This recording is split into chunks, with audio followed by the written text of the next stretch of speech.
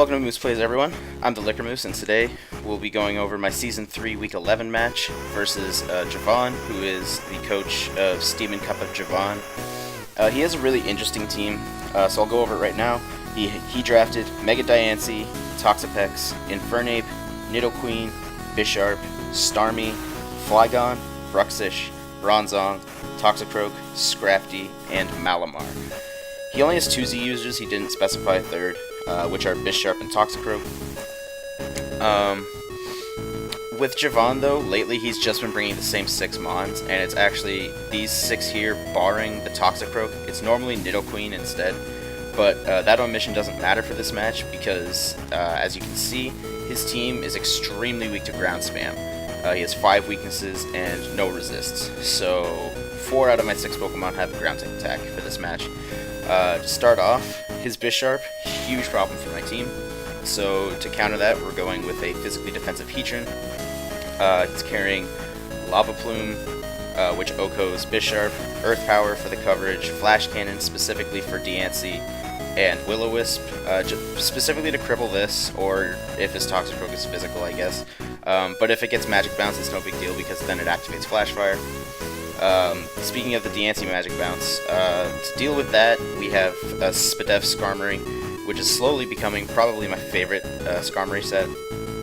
Carrying Iron Head to OHKO the Diancie, and then Defog to get rid of his Toxic Spikes. That's the hazard he likes to bring the most, and it's the hazard that by far my team appreciates the least, so Defog's necessary for that. Once his Diancie goes down, I'm safe to set up Spikes, and then just Roost for reliable recovery.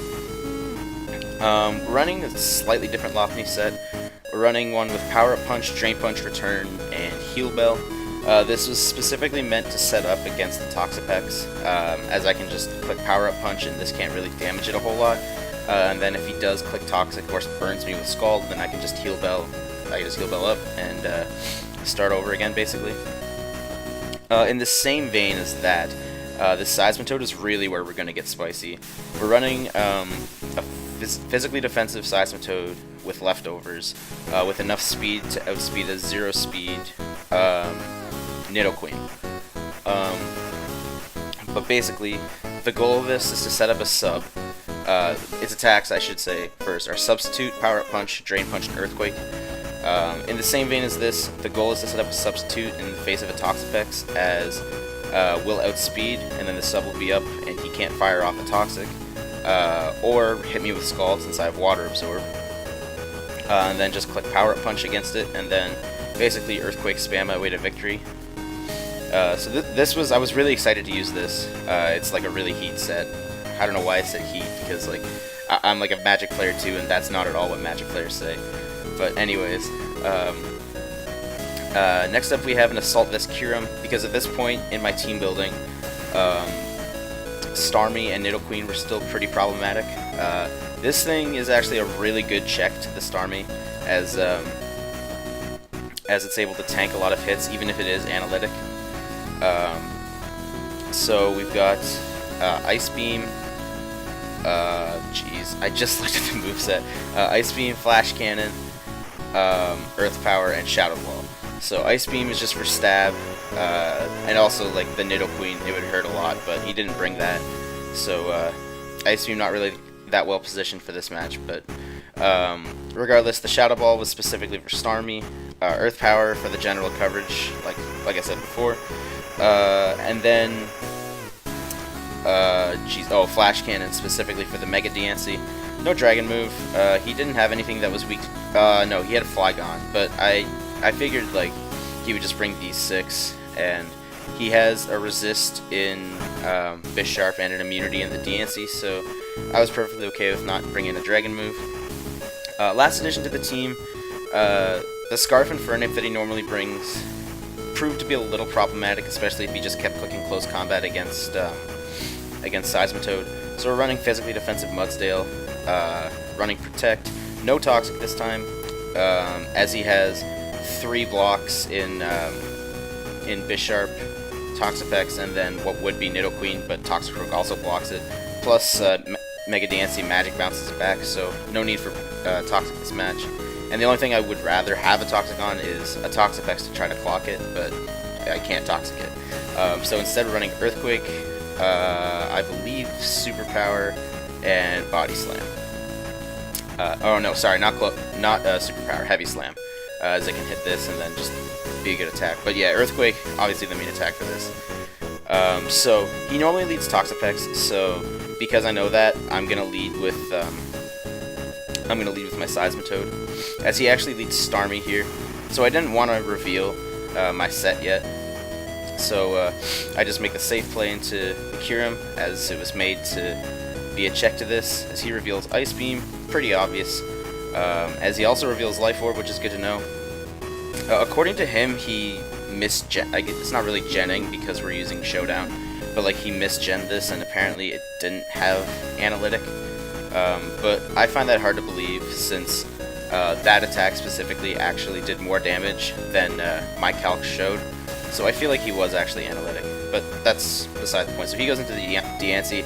I make the prediction into Earth Power, as Earth Power, after Life Orb damage after 2 rounds of Life Orb because of what he just did, and then an attack after. Oh god, I can't think. Earth Power would be a 2-hit KO. So I was perfectly fine with just clicking Earth Power, especially if he decided to switch and he just hits Diancie. I think he was anticipating a Dragon move. Yeah, I make the safe switch into Skarmory here, as he reveals Moonblast. I'm just going to Roost here, because fearing an HP Fire, like with crit shenanigans, I just figured it better to be safe than sorry, and just click Roost and recover up, and if he switches out, that's fine too. And by the way, sorry that like the replay itself is going a little fast. I don't know why. Showdown switched to the different server. Like it's no longer HTTP or whatever. It changed like the beginning 4 letters. So the speeds are different. So the normal speed is like the old fast speed, but the slow is still the old slow speed. So what I normally used before during the speeds is no longer available. So anyways, he switches out into Infernape. I just click Roost, like I said. I'm fine here, and I just make the safe switch into the Mudsdale, be able to tank this close combat. And as you'll see, he gets the defensive drops. Earthquake was actually an Oko without the defense drops, so this is an easy Earthquake for me to have. He goes into Toxapex, and it does 50%, and this reveals to be max HP, max defense. So I figure this is pretty, and also it reveals no leftovers, or Black Sludge, I guess. So what this reveals to me is that I could have a chance to 2-hit KO this thing. But he goes first on the recover. It's actually a speed tie between these two at 0 speed. They both have 35 base speed. But yeah, we're just going to go a few turns. I'm just trying to get the 2-hit KO against this. But as you see, he keeps... either he just got really lucky... I get lucky with the crit here. But... excuse me. Either he gets lucky with like winning a bunch of speed ties in a row, or he has like just the 4 points of speed investment into the Toxapex, specifically to outspeed the Mudsdale, which if he did, good for him. That's very good prep. But regardless, after this crit, I figured he was going to recover here again, so I figured this was the perfect chance to go into the Seismitoad and finally be able to use it, but he actually switches out into Bisharp, so he was making the aggressive switch here. But I just make the safe switch once again into Heatran. He knocks off my item, that's perfectly fine. I could have clicked Earth Power here in hindsight, because once again the ground spam is real against him. But I just decided to play safe and attack what's in front of me, because Earth Power wasn't a guaranteed kill from here. I think the max was 94 or something like that, and he's at 91. So I just decided to attack what's in front of me and click Lava Plume, but he goes into Infernape. Would have been huge if I was able to get the Infernape out of the way right here, but hey, what can you do? He makes an aggressive switch into Starmie. I was just going to go back into Mudsdale just to be safe against the Infernape. I decided to protect up, try to scout what he wants to do, and he wants to go Hydro Pump. So now that I know he wants to do that, easy switch into Kyurem here as he clicks Ice Beam again, which is fine. Once again, I'm going to make the prediction and go into Earth Power, as for the same reasoning as last time. This can't 2-hit. It might be able to 2-hit from this range, but I was perfectly okay with risking it and clicking Earth Power again in case you wanted to switch into the Diancie. I think he was really predicting a dragon attack there. Otherwise, there was no reason for him to do it. Especially considering that I earth powered it last time. So he goes into Infernape probably to get the CC off. But I just once again safe switch into Mudsdale as he smartly U-turns. Good play on him. He goes into Starmie again. I think I protect to try to scout and see what he wants to do, and he does go for the Hydro Bump. As I'm just gonna go into Cure him again. Safe check. And he goes and he clicks Hydro Bump, gets a crit, which I don't think really mattered. Because I think with Psychic he could have, even if he didn't get the crit, he could have KO'd me after that with Psychic. Go into Megalop. Easy kill here, or at least get a good chunk off of something. So I'm just going to Mega Evolve and click Return. As I kill the Starmie as he lets it die.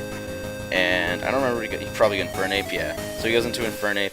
Once again, safe click into Mudsdale. Can't really do much to it as he clicked Flare Blitz. This is an easy Earthquake for me. As he decides to sack off the Toxicroak. I'm pretty sure the Toxicroak was the Z variant. As he goes into Bisharp, I'm taking no chances once again. Just playing it safe into the Heatran. As I decide to now click Earth Power. And as you can see, he actually, his Tox effects did not have Regenerator. That was another misgen on his part.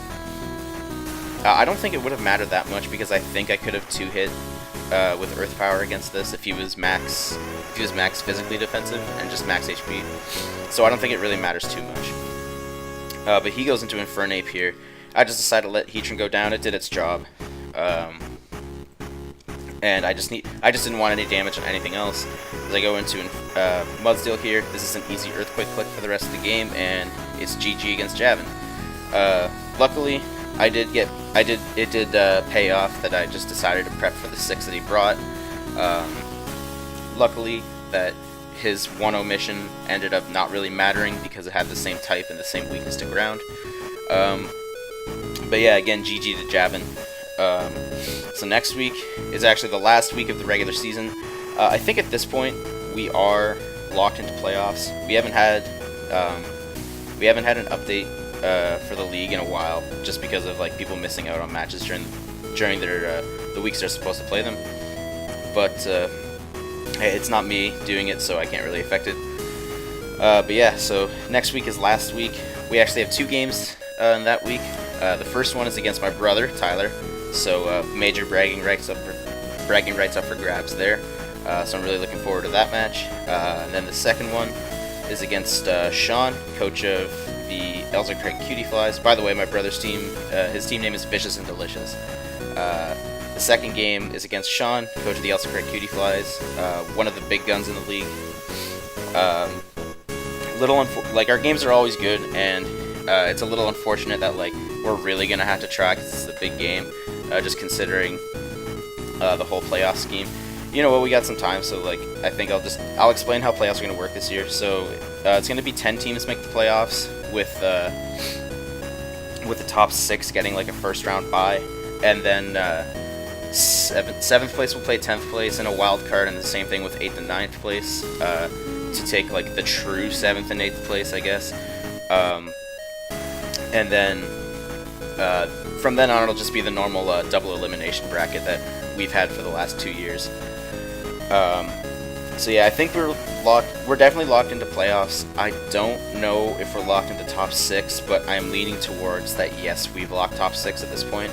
But who knows? I mean, I do have 2 games next week, so if I lose both of them, I'm sure something will change. But I am almost positive that I'm locked into the top 10 for sure to make playoffs. So yeah, keep your eye on the channel for the next 2 battles next week, and thanks for watching, and we'll see you next time.